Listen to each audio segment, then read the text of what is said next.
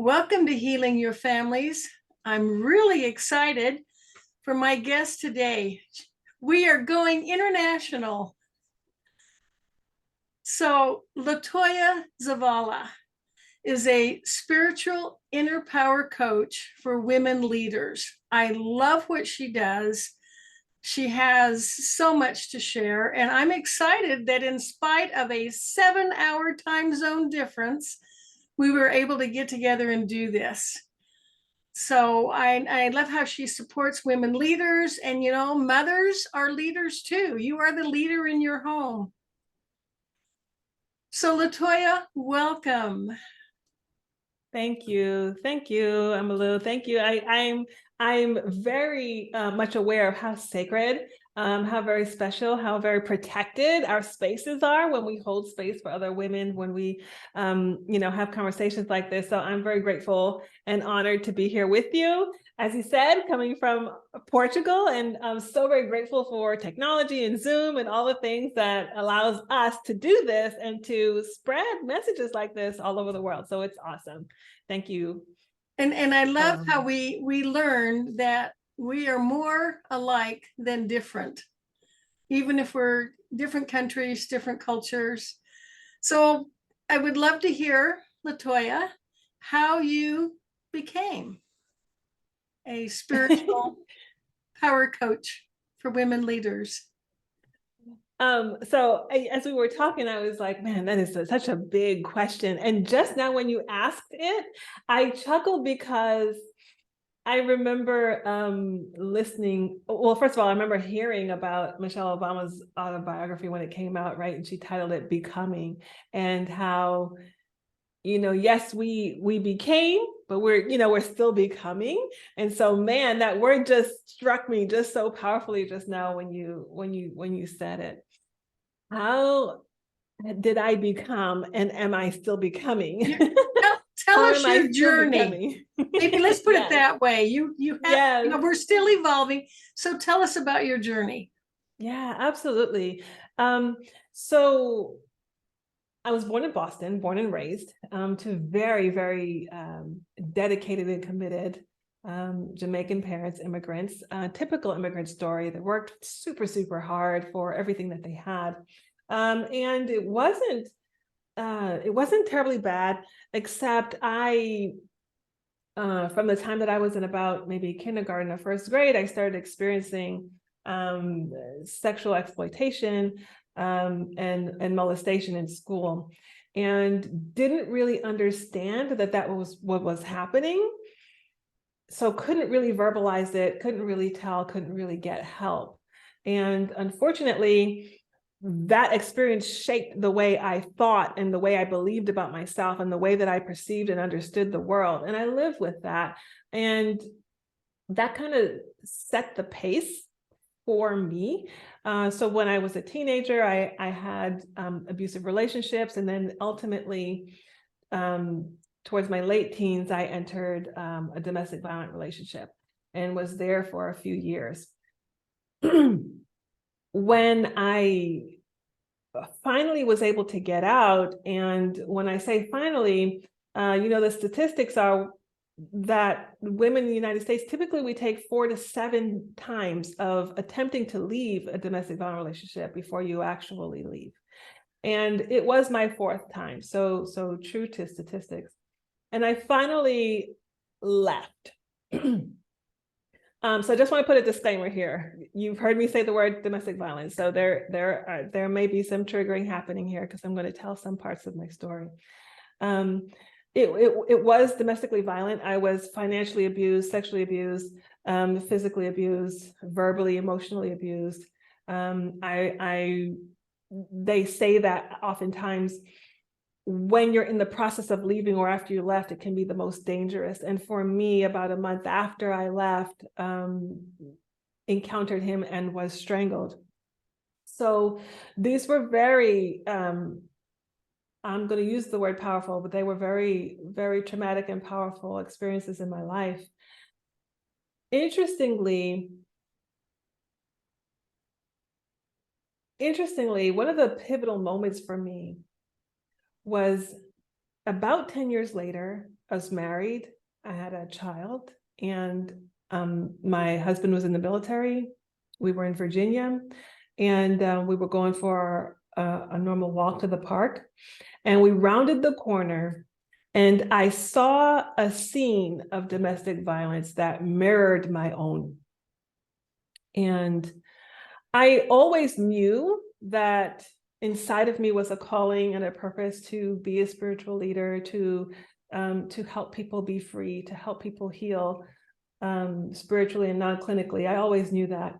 But when I saw that scene, I felt her helplessness, because I was her helplessness at one point. And it was so jarring for me. It was the pivotal moment for me when I was like, I must be a part of the solution. It was, as they say, like a fire in my bones. Like I was like, I must be a part of the solution, because I have the skill set, because I have the passion, the fire, but also because I was that, right? There's a difference when, and I don't discount those who want to help, but there is a difference when you have what I call that cellular knowing, right? You know that you know that you know because you have been there.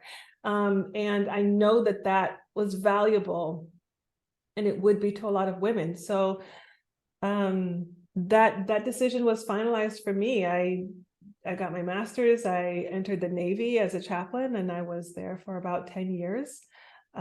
Always with the motive to help people heal non-clinically. And that was important to me because when I was in my healing process, I had all the things. I had a psychiatrist, I was on medication, I had a psychologist, I had a pastoral counselor, I had the school counselor, I was hospitalized twice for suicidal behaviors and attempts on my life. I had all the things that was available to me and that my family knew to do at the time. And still, I felt like I fell through the cracks. There was just something that did not sync for me. And I wanted to be, again, a part of the solution, right? The wounded healer. I wanted to be a part of the solution for other people who may have gone that path and it didn't work for them, right? So there's got to be some else, right? Some modality elsewhere. And I was like, that's me. That's where I'm going to go so that I can help catch people who are falling through the cracks. And I was that in the military. I worked with men and women from all over the world who are serving the military in the United States, who came in with trauma, who their trauma was exasperated by military service, who maybe experienced their first known or awareness of trauma in the military.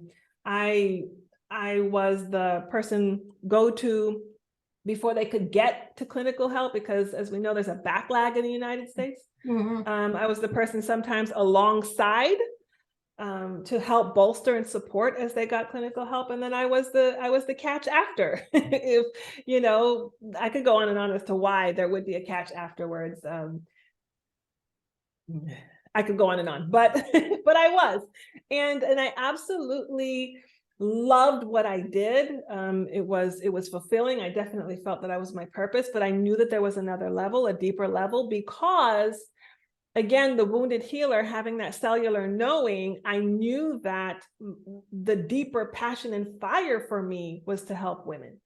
Because I am a woman, and I know that not only the personal trauma, but the collective trauma, the expectations, the projections, the indoctrination of who a woman should be, and how that fits into oppression and suppression that women have been experiencing for millennia, and how we have accepted it. There's a different level there, and I know that that I have a purpose and calling there. I have an answer to give to that question. So yes, that's how it happened. What a powerful story. Thank you so much for sharing it. I just wanted to comment on two things. First, your experience as a young child, that is so typical. I experienced abuse as a child myself. And you take it, you feel like you did something wrong. You take on that shame. you feel like there's, a child doesn't understand and they're not able to verbalize it. And I think that's why parents need to be so vigilant in making sure that they have that rapport. They're always talking, they're looking for any signs of change in behavior, but it's so hard to detect, and it does affect. A child is so impressionable, and if they're treated like an object, they start to feel like a thing. They question their humanity. So I know that's a powerful impact on a child. I It love is. your resilience, how you got out of that. And I have heard that a coach can actually help more in the healing than a therapist, because they're under certain, legal restrictions, and their process is different. Like you said, you were in the perfect position to fill in the gaps. I love it. Thank you. Yes, I love it too.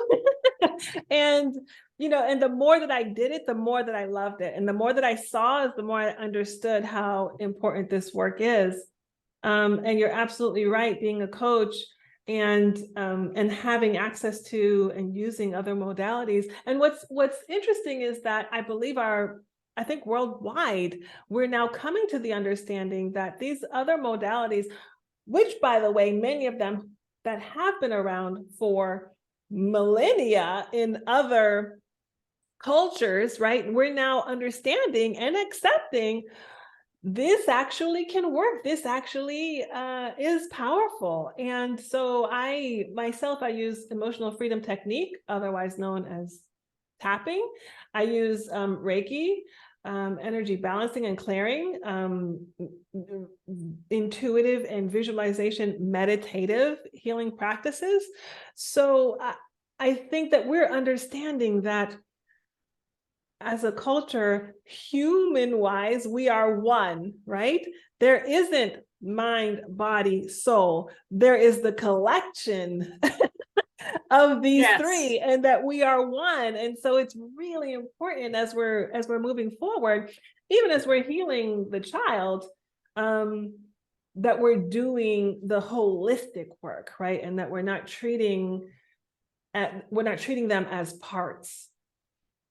And I think that that's super important. Okay, and then first is the absolute truth. There is healing. Now, I remember a time when you did not talk about it. There was that social stigma. I remember at one time feeling like, I will take this shame to my grave. I will never admit that I have been abused as a child. Oh, yes, now, absolutely. We're learning it's okay. Don't take on someone else's shame and guilt. And there is healing. And don't you just love it that something that has been proven effective for thousands of years is called into question because it doesn't fit in with modern medical approach? That just cracks me up. It cracks me up too. And the way that I explain it to my husband, who's an engineer, the way I explain it to him is, oh, we're going to prove it. It's just that we have to wait for science to catch up. Yeah. Right. We have to wait for science to catch up.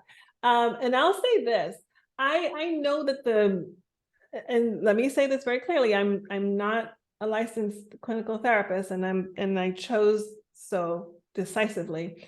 But I know that there's the going belief, the going school of thought is that, triggers cannot be cleared, right? That you have to learn to live with them the best that you can.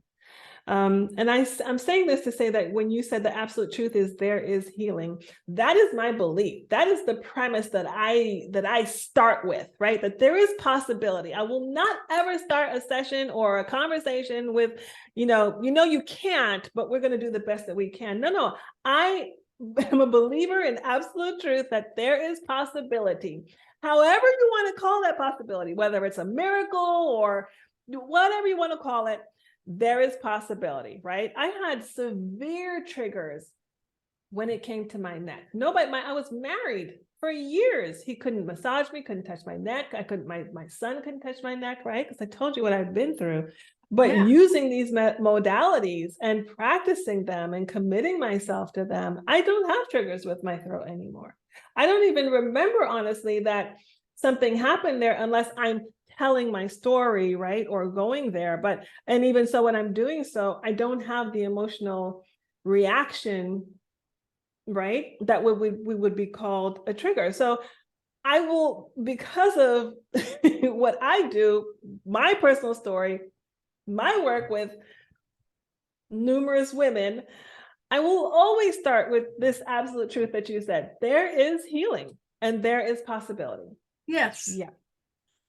I love that. Yes. And I understand too, that is the definition of healing, is when you can tell your story without that emotion. Mhm. You remember it, you know what happened, but it no longer binds you. It no Yes, longer holds you back. And you are an exactly. amazing example of this. Oh, thank you. Thank you. If it's okay, I wanted to touch on something else that you said, Yes. because it's like running around in my body.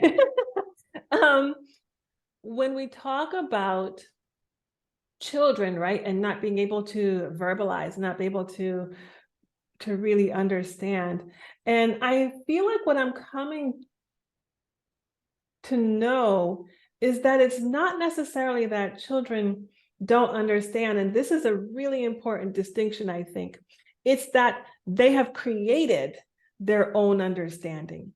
And this is where I think the friction of healing comes in, because when the trauma happens, questions, just like you said, right? They start questioning themselves. They start questioning their identity. They start questioning their place in the family, in the world, in society, in religion, in culture, right? Whatever their context is, they start asking these questions internally, consciously, subconsciously. And what we don't fully, I think we're coming to understand, is that they answer the question, right? They answer the question. And oftentimes that answer is where our low self-esteem, our depression, our, our self-worth, it comes from, because I answered the question. Oh, so my value is sexual touch. Oh, so I'm not worthy unless I do, right? I start answering the question. And then that's how these ideations and beliefs and identity forms. And what's unfortunate about that is, depending on the society that we're in, they get affirmed, right? So just case in point, for me, it was, oh, my worth is in sexual touch. Then what happens? I watch TV and the commercial for the perfume is about what? Sexual touch. And the commercial about the car is about what? Sexual touch, right? And it's movies. in all the movies, right? And skewed, right, for genders bias. So oh yeah, okay, I know that. I know that. Yes, I am right. Yes, I am right. Yes, I am right. Right. And so that is what happens from my perspective, from my experience. And I feel that when a young child is abused, the emotional damage is probably the worst if they're not able to get any healing. Now, do you just work with adults? Have you ever worked with children or youth? I have worked with youth, and I will take them on special cases. And the reason is this. We run into, I think, a sticky situation when it's the parent who wants the healing. Oh, yes, absolutely. Let's talk about that. And rightfully so, right? The parent wants the healing, especially when they're coming to teenage years, right? The parent wants the healing, and then where some difficulty comes in is that the parent wants the healing the way that they understand, and the way that they view, and the way that they define healing, right? And the truth is, healing doesn't work that way. No. It just doesn't. It just doesn't. So I have learned that, yes, I will take them, but I will take them on special cases. I would have to have a couple of conversations with this minor first to see. And I would not put it at age, because No. I know, for example, my son is extremely aware, has deep thought, and everybody comes to that awareness, comes to that desire, comes to that readiness at different levels, and I would not put it on an age.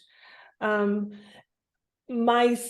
middle son, who's adopted, he came to us at the age of 5. At the age of 6, when he was comfortable in his environment, and had speech therapy, then he was able to start verbalizing the deeper trauma that had happened to him. And true to form, he couldn't get to the specialist. It was a wait of like 5 to 6 months, right? And then it was like, what do we do, right?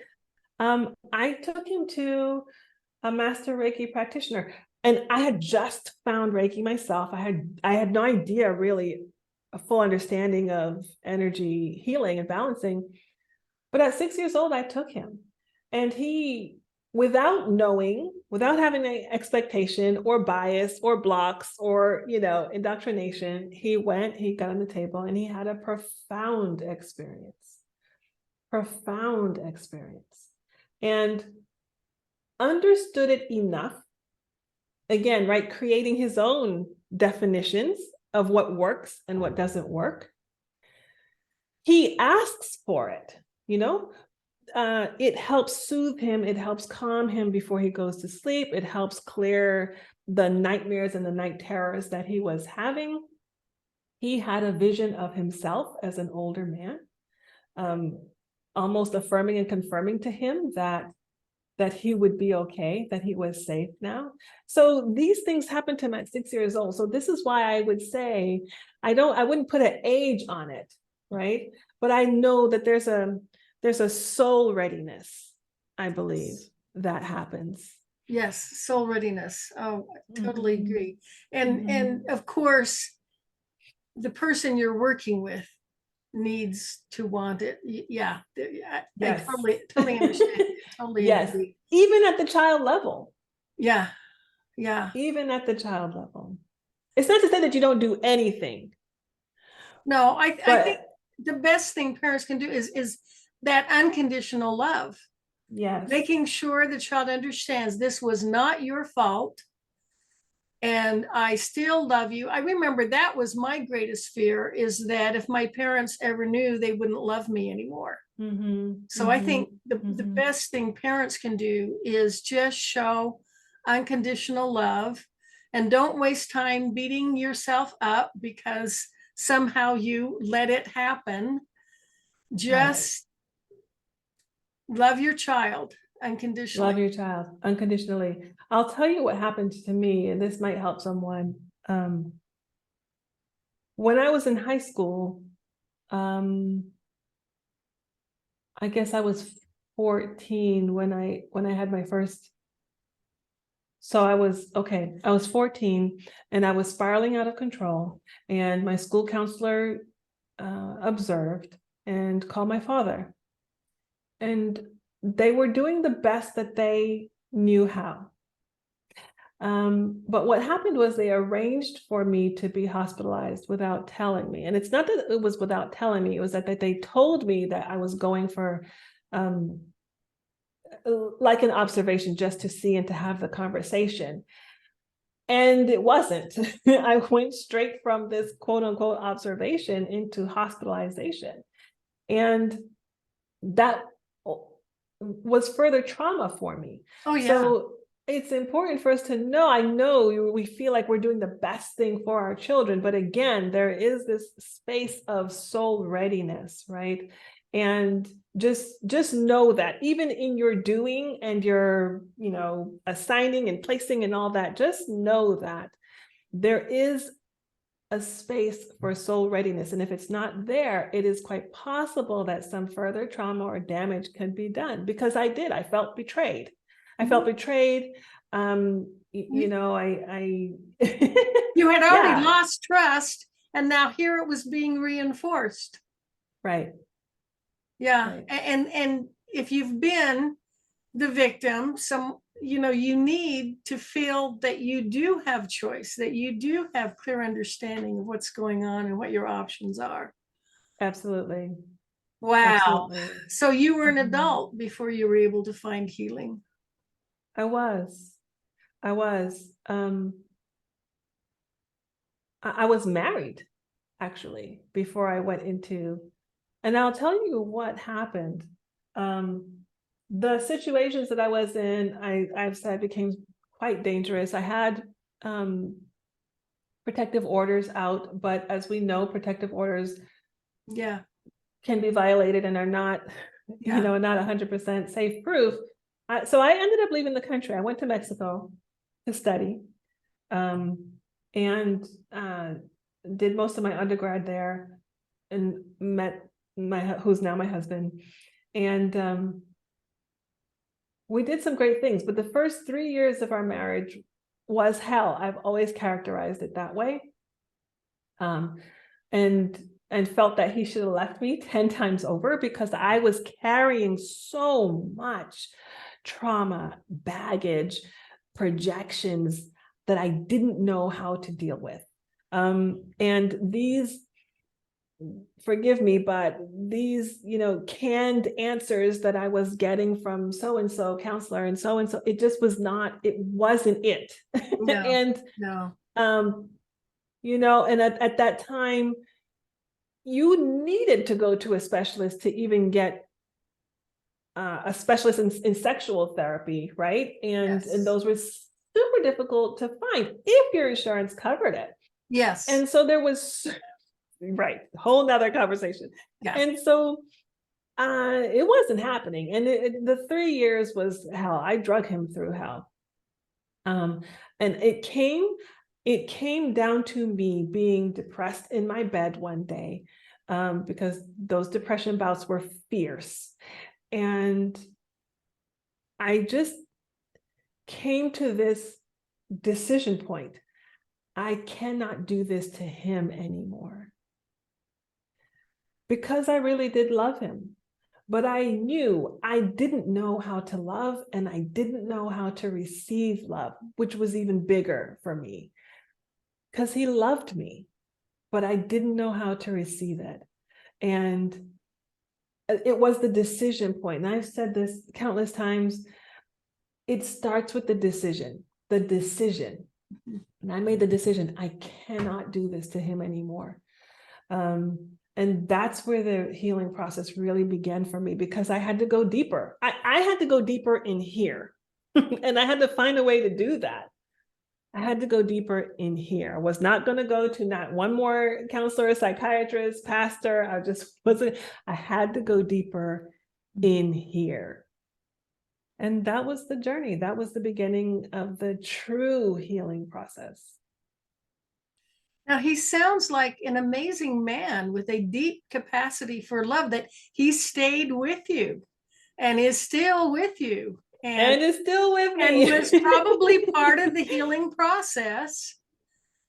He was. We've shared this story on my own podcast just a bit.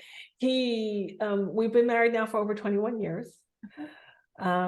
We've traveled the world. We've gone through miscarriages. We've been stationed apart when we were both in the military. We've gone through multiple deployments, both he and I.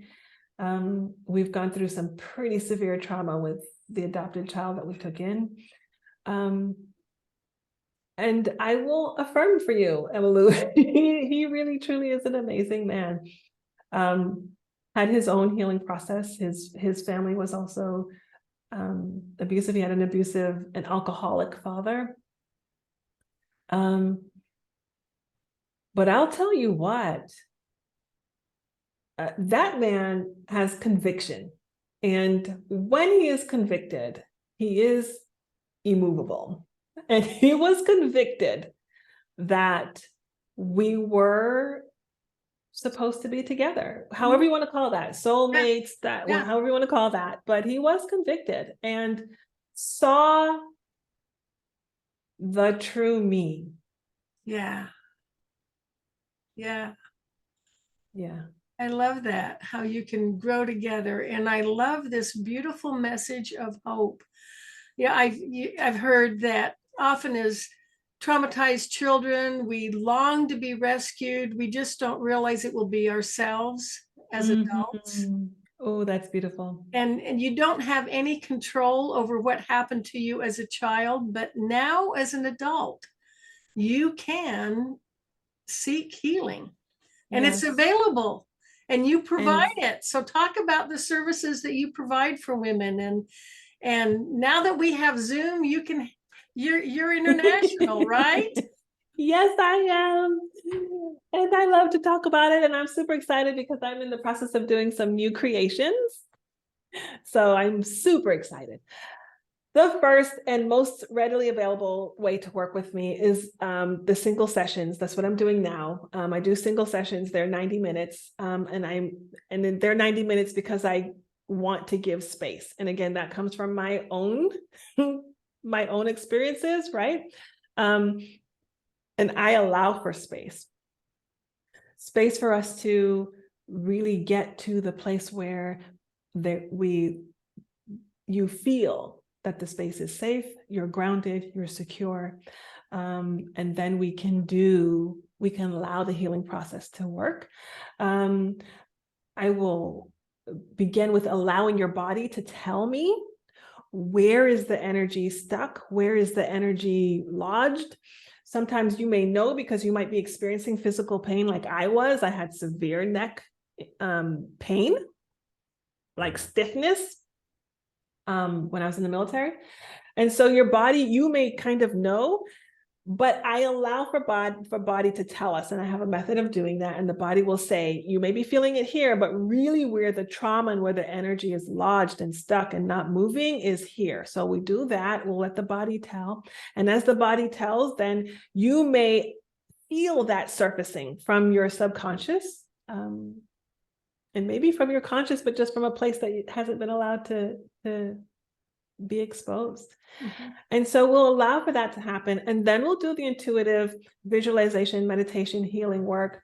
If it calls for it, we'll do definitely some Reiki, and we'll do the EFT tapping so that we can seal it in, and so that you can take the sequence with you so that you can continue the healing process. And this is what I love about tapping and what I do, because it empowers you, right? You get to take the tools, you get to take the sequences and the practices home, and you get to make them your own, and we get to personalize them together.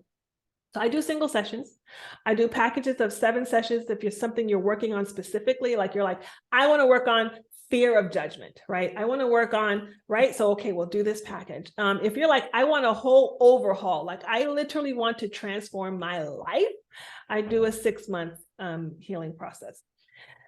I have a group healing process that's coming up, experience. It's called Ashes to Ascension. And we're going to go through the Phoenix process of realizing, releasing, putting to death, grieving and mourning, and then rising from the ashes. It's a 7-month process. It's a group experience. I am doing the healing and the tapping throughout the whole process. We are also deconstructing and deprogramming indoctrinations, the collective trauma that may have come from your society, your culture, your religion, your tradition. And we will be releasing, identifying, releasing, and then doing the balancing and the healing. And it's called, again, Ashes to Ascension. And the first group starts in September. So I'm super, super excited about it. It is going to be a small group for the intimacy and the healing space that needs to happen. And it's all virtual. Wow. And that's it. So can they get information on your website? Absolutely. Ashes to Ascension is not up yet, but they can connect with me. They can get on my website. They can contact me. You can contact me through LinkedIn or Facebook, however, and say, I heard about Ashes to Ascension. I want to bookmark my spot. It will be up on Reserve the your website. spot. There's only a few. So There's you're only a few. okay. So you're on LinkedIn. Are you also on Facebook? I'm also on Facebook. Okay. And And what is your website? Say my website is my name. It's LatoyaZavala.com. So LatoyaZavala.com. And that's all they need to remember. And it'll be in the show notes. Right? Exactly. Yeah. Awesome. Oh, Laytoya, thank you so much. Your story is so touching, and your commitment is beautiful. Thank you so much for blessing and healing women. And thank you for taking the time to join us. So, to my viewers, join us again next week at the same time. Until then, love yourself and love your families. Let's make the world a better place by strengthening families. This is Emmylou Penrod at healingyourfamilies.com.